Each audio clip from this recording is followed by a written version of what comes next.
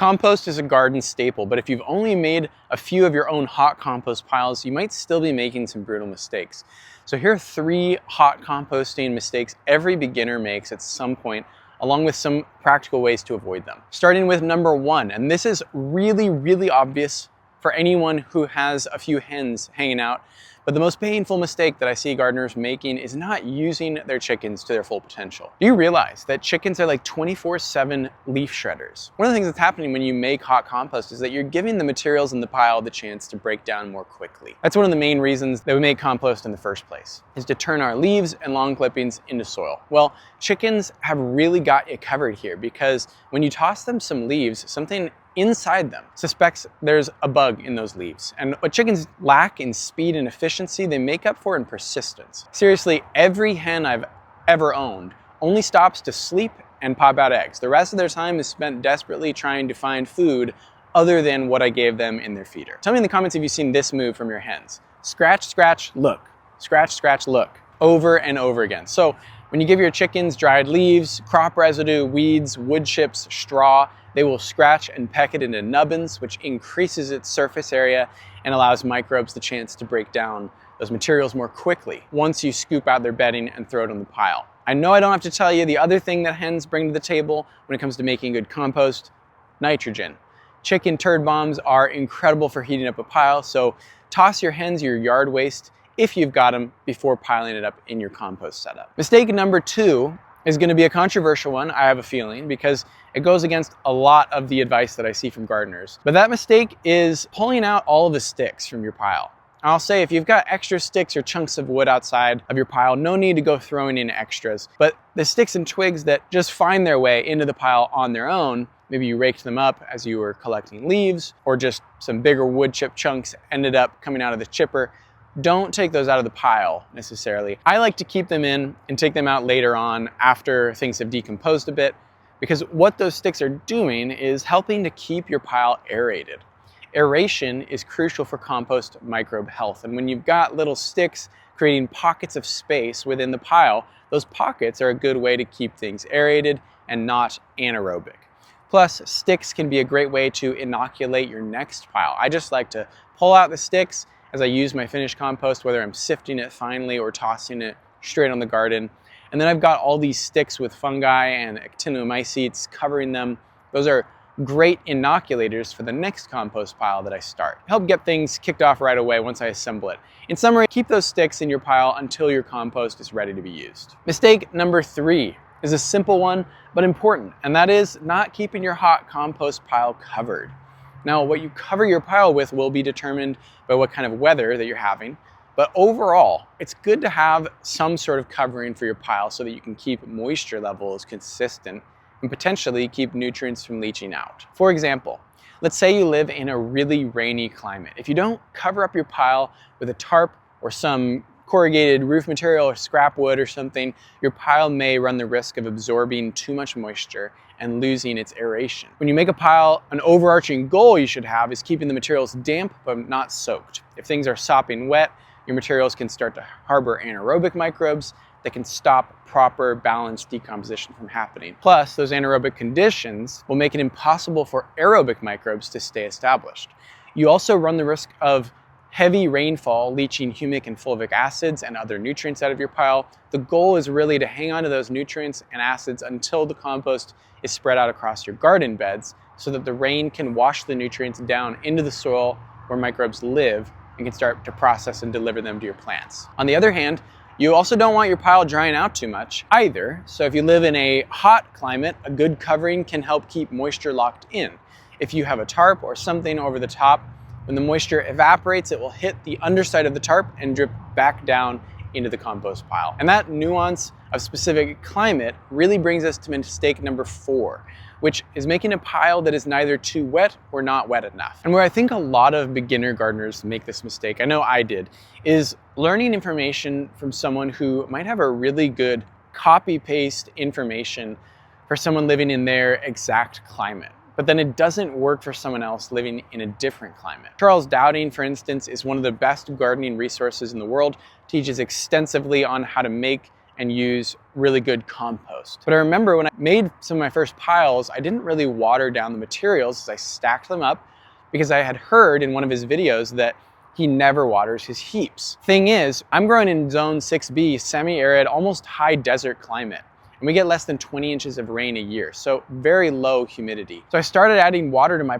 piles, dechlorinated of course. We use a filter that takes out chlorine and chloramine, and then they started heating up a bit more. But honestly, I'm still surprised at how thirsty my compost piles are. I really seem to never be able to overwater my piles, especially when I'm flipping them regularly. That said, you know what your climate is, and you know what you need to do to manage the moisture in your compost heaps accordingly. Don't add tons of water, extra water. If all your materials are starting off super damp and full of moisture, you can always add water as you flip your pile, but it's harder to take water out once it's been added. And since we're talking about the pile itself, mistake number 5 is making it too small. It can be harder saving up and amassing enough materials to make a proper sized hot compost pile, but it's really important if you want your materials to heat up and then retain their heat.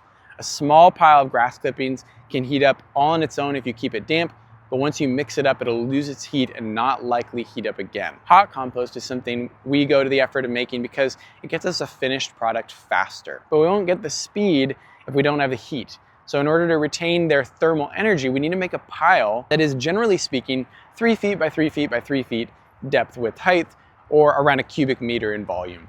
That way when we go to turn the pile over and mix it up, we will lose some of the heat, but we'll retain enough of it so that the thermophilic bacteria can have a running start again as we start to heat up the pile again. Mistake number 6 that I've certainly made is compacting the materials in your pile. And this is especially relevant for what you could call a freestanding pile, as opposed to a pile within a compost bay or being held up by some circular fencing. When you make a freestanding pile, it can be hard to keep all the materials from falling down the mountain that you're making. So sometimes we can solve that problem by tamping down the materials so they stay in place, and we can achieve the cubic yard sized pile. Well, all that tamping can result in a pile that is too compressed and lacking in oxygen, which we've already discussed throws off the microbial population within. However, if your pile is a bit too compact, you can easily enough solve the problem by just flipping the pile. And this brings us to mistake number 7, one of the most common mistakes I see beginners make, and one that I still make myself, which is forgetting to flip the pile. And this happens usually because, I've got a busy life, lots going on, and sometimes I don't want to take 30-minute chunk of my day to aerate my compost pile. But the thing is, with hot compost, is that it's a much more active process than a cold or passive compost pile, which has its place. But when we're trying to get finished compost quicker, we need to embrace the hands-on nature of the process and actually go to the effort of monitoring the temperatures. And then once the pile starts cooling off, say it drops below 130 Fahrenheit, 55 Celsius, it's time to flip.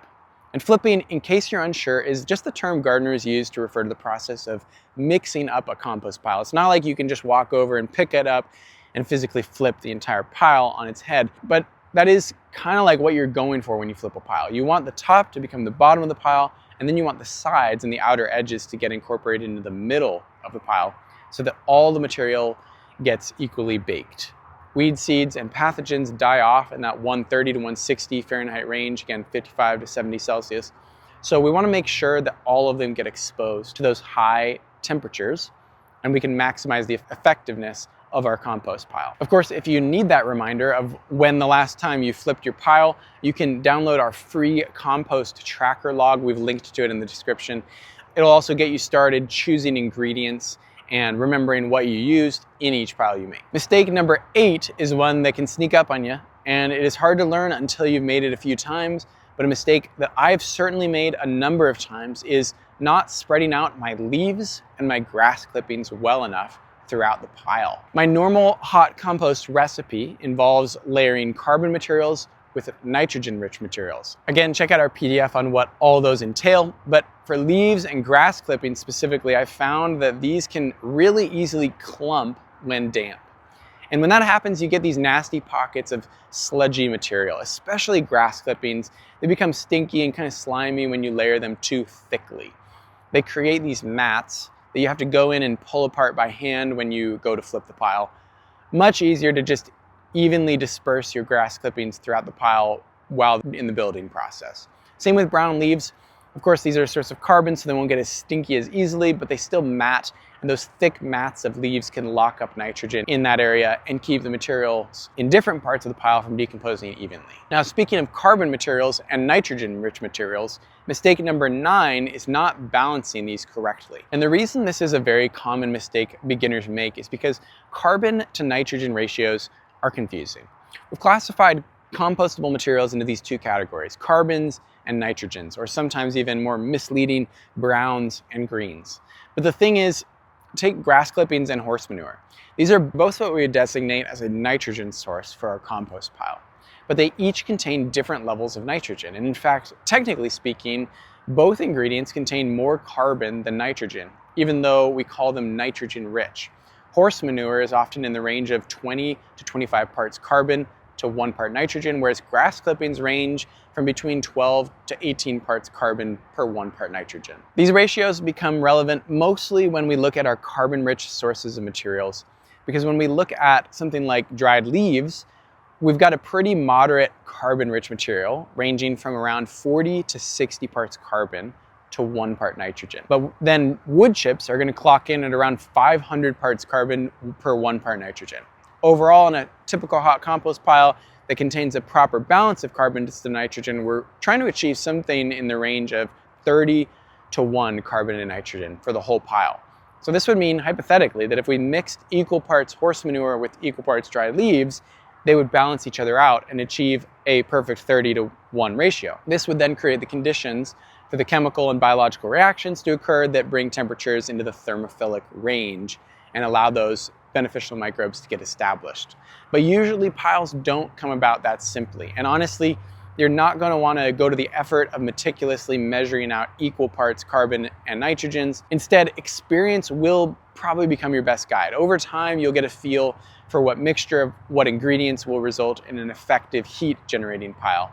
But some things to look out for as you're getting started: if your pile is struggling to warm up, you might need to think about if you threw off the balance with too many wood chips, for instance, or wood shavings. These don't act in the same way as dried leaves do, for instance. Similarly, you could potentially overheat a pile if your nitrogen sources are all only really high nitrogen plant materials like grass clippings or chicken manure. You want a diversity of materials anyway. Now, if your pile does struggle to heat up, one of the biggest mistakes that I have made when I was first getting started is mistake number 10, giving up on a chili pile. And I can understand why you might feel like giving up on a pile that never heats up at all, or maybe it did once, but then it cooled down before you got the chance to flip it and finish it. The fact is, you can always mix a bit more nitrogen into the pile to heat things back up. If you flip your pile layer by layer, just treat the materials as though they were a moderate carbon-rich material and layer in some nitrogen sources. You might also need to check the moisture content. This can absolutely keep a pile from heating back up. So if you're flipping your pile, make sure you feel it for proper moisture. Again, you're looking for damp, not wet, like a sponge that you just wrung out.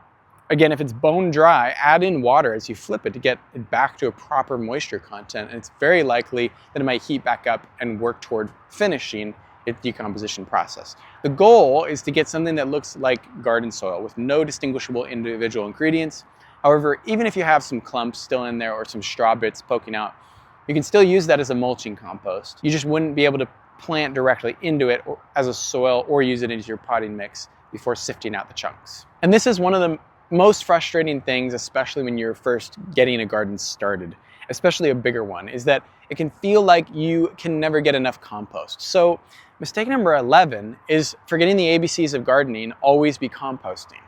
And I mean always. You will never regret having more compost available to you for your garden. Now, you don't always have to have an active hands-on flipping every few days hot compost pile, but at some level it's really nice when you stop working from a deficit and you can start making a hot compost pile knowing that you don't need the finished product right away.